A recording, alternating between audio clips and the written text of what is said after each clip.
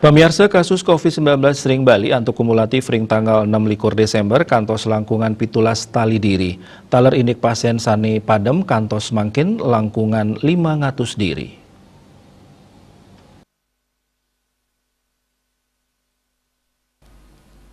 Anutin saking data Satgas Penanganan COVID-19 Bali nyinahang kasus anyar sane mawah kantos sieu dasa 6 diri.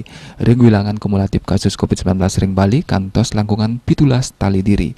Rauh mangkin Bali mewali nguning ayang pasien sane padem mawah petang diri.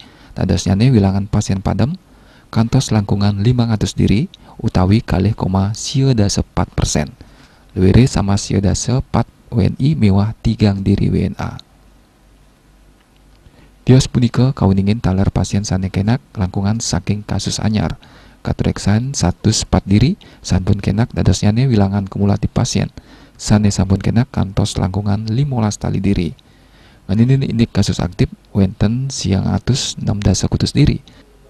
Sane kerawat tur ka karantina ring pitulas rumah sakit mewah Bapel Kesmas, Wisma Bima, UPD Nyidah, saha taler BPK Pering. Diah Dewi Bali Pos Kuning Ayang.